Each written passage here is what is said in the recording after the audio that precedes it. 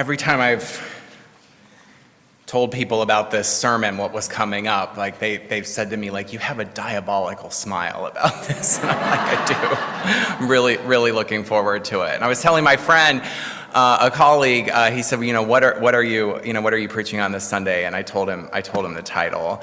And then I started to tell him about it, and he became increasingly silent on the phone. and then he said, "Is this going to be a sermon that you regret after you preach it?" And I said, I don't know. The sermons I regret after I preach them are the ones that I'm afraid will be boring or had been boring. And he said, well, that's not going to be that. God damn it. God damn it. God damn it is a curse. It's a curse. It is a wish for God to do something to a situation or to another person. And of course, sometimes we say that when we stub our toe on a piece of furniture in the middle of the night. But sometimes it takes on a more biting edge, especially if you were to say, God damn him or her.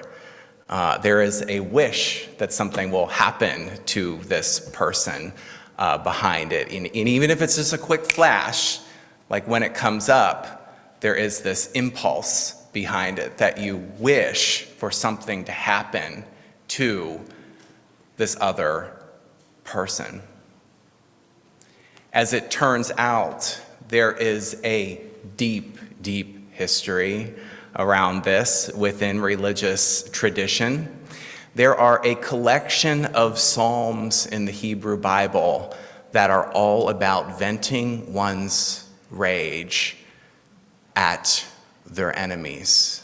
These are called the imprecatory psalms. It comes from the word imprecation, which means to curse. And it is a wish that your enemy will be destroyed. And in case you're wondering if it's like, a kind of general thing, like, oh, I wish for the fall of the Babylonian Empire or something like that. No. It's very, very specific. I wish that you'd break the teeth out of their mouths. That's how one of them begins. That's how the one began that Emily read this morning. Now, in case we think, modern sensibilities, we've changed and we've evolved past that, and we have, this was something that was more comfortable for, religious folks in other times, or perhaps today. I want to suggest that that's not the case. What to do with these psalms has been a live question for centuries, and has led to lots of conversation about whether they should ever be read, how to read them, what to do with them. And some people have just categorically condemned them. Franz Bugel is a psychiatrist, and he wrote this in 1990 when he was commenting on these Psalms. He says, "This is what the Psalms really are. In large part, and to a degree seldom encountered otherwise, they are a text dominated by primitive and uncontrolled feelings of hatred, a desire for vengeance, and self-righteousness. In spite of all the apparent matters of fact that seem to deny it, I must acknowledge that for a long time I have not read any text so marked by excessive and unbridled hatred and thirst for revenge." His feeling is that these need to be, if they're read at all, read as an example of what we need to transcend. And we need to kind of push that away, get that at arm's length, because it is deeply dangerous to acknowledge those feelings. So, I want to talk a little bit about how I view religion and what I think religion should do for us. I think that there's a cartoon of religion. There's actually two cartoons of religion. There's a sort of cartoonishness about these depictions. And the one cartoonish depiction is that religion should really be about sort of these platitudes that we share with one another about how we should be just kind and moral and good with one another. So, we get sort of this cartoon of what, I would like say is like the golden rule, or, be kind to strangers, or love your neighbor as yourself. And though there's nothing wrong with those things belong in religion, but when religion is reduced to that, when it is reduced to this experience of let's just be nice to each other, I think it is a picture that is missing some considerable pieces. The other cartoon that is sometimes lifted up about religion is that it's all negative, it's all bad. We sometimes hear this from people who virulently, reject religion. They say it's just the most violent, bloodthirsty, awful, and so we just need to push it away and we need to get rid of it. I don't like either of those views of religion. Instead, for me, what religion does is it holds up a mirror for all of the sprawling, complicated, messy parts of who we are. It asks us to go deeply into those experiences and then to figure out a way in which we can forge ahead. At its best, it is asking us to be honest with ourselves, with what is on our hearts, so that we can move forward in a better way. So what are the benefits of the imprecatory Psalms? Well, I think they do just that, don't they? They ask us to pour out our hearts, to pour out all of the anger and contempt and resentment that is in our hearts, that sometimes flashes when we encounter people who view the world very differently than we do, or that transgress against us in particular ways. And then it asks us to grapple with that. Is this relevant today? Is there a need? People are already nodding their head. I don't even think I need to get into that, but I'm going to. There was a poll that was done where people were asked to talk about their feelings towards the opposing political party. And some people were indifferent. Some people said, it's just policy differences. I can still be friends with that person. Some people talked about relationships that were increasingly strained. A good 15 to 20% of Americans in this poll said that they wished that a large swath of the opposing party would just die. 15 to 20%. I want to ask, what do we get when we pretend that that's not real? When we pretend that those feelings don't exist, that those are not a part of public life? What do we get when we try to push those down and deny them and then pretend everything's okay when there is that reality there? I think what we get is we get contempt, resentment, hatred, anger, rage that ends up coming out sideways in really problematic ways. So isn't it better to put that out on the table, say that these feelings are real? I'm not going to say everybody experiences them, but I know I have. So I will, I'm happy to confess that. I've had, complicated feelings along these lines before. What if we acknowledge that? What if we acknowledge that in ourselves and say this is something that we need to grapple with? I think I think there's more hope then. I think there's more hope that through that honesty, we can forge some kind of path forward.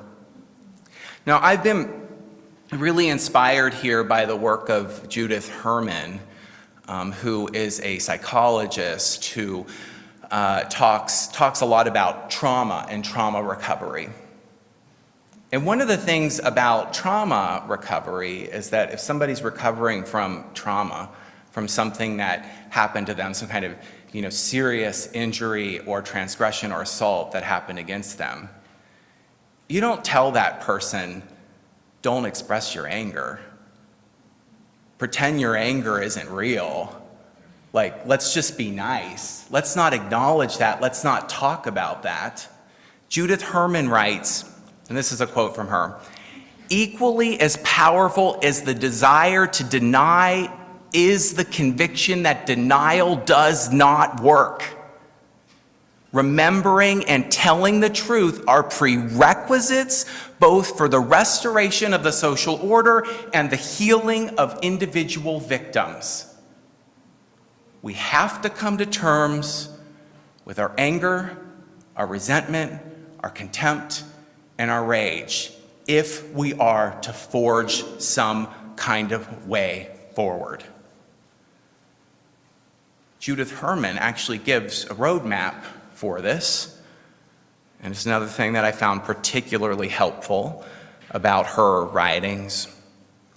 She says that the first stage of doing this, of being able to come to terms with this, is finding a safe container. It is the establishment of safety. And I want to say that there is something in these Psalms that I find so fascinating, because there's a sort of modern sensibility here, I think, that would be like, especially if you're somebody who, gravitates to concepts of God and concepts of prayer, and that's a place that you're willing to go, and that's a place that you do go, where you wouldn't bring up that you're that angry. You certainly wouldn't ask God to exact revenge on your enemies in that way. That would be considered almost a blasphemous thing. It would be considered like, we've been taught not to do that, right? Like we don't bring that kind of stuff up within prayer. We don't ask God to do those things for us. That feels really wrong. There is a sense in the imprecatory psalm where the psalmist comes forward and says, I trust that this space is safe enough for me to pour out the anger that's really on my heart. I'm going to trust that this is a place where I can do that. The second step for Herman is honesty, which is everything I've been talking about today. It's getting really honest and really specific about our feelings, around the texture of that anger, resentment, thirst for vengeance. And then the last stage, the third stage, is after establishing that safety, after being honest about what's on our hearts, the third stage is the ability to accept and release and move forward into a new future and a new way of inhabiting our lives and what's on our hearts. Through that honesty, we are able to forge a new path forward. So I'm going to close today with a little bit of a story. Has anybody heard of Post-Secret? Okay, a few people have heard of Post-Secret. Awesome, okay. So Post-Secret was done, I think it's been, it's old now. I mean, it's been around for, I think, like a decade. And basically it was this guy that invited people to write down on a postcard some secret that they carry that presumably nobody else knows about. He received thousands upon thousands of these postcards. And what's become really interesting is that in the wake of receiving all of these postcards, some people, including social scientists, have taken the cards, these anonymous cards, and then cataloged them to see, like what's kind of the biggest areas that our secrets fit into. An absolutely huge category. I mean, I believe it's like 10 or 15% of these are about wishes that another person would die. It's about anger, it's about resentment, it's about rage, it's about desires for revenge. Those are the secrets that people have sent in. So the social science research didn't stop there, however. Rather, some social scientists then asked people to self-volunteer that they might come forward and talk about what it was like to share that secret. And one person who posted one of these secrets, which was that a desire that something terrible would happen to their boss, who was a particularly cruel person to work for. And this person expressed their rage, their resentment, all of this pain that had been built up over years of slights and years of abusive behavior from their boss, and just this real feeling of like, I just wish that this person was gone. She was asked, what was it like to post your secret? She said, well, I wrote it down on the card, and I put the address on there, and I went to the post office box, and I was thinking about it, and I was getting really angry as I was holding this card, and I opened the post office box, I put the card in there and closed it, and as I was walking away, I started to feel this lift, this lightness, this release. There was this feeling that I could just set that down and I didn't need to harbor it anymore because I had named it and I was honest about it. Isn't that a better way to inhabit the world and hold our feelings than pretending there's no problem at all and that those difficult feelings don't exist? I think it is. And that is what I lived today.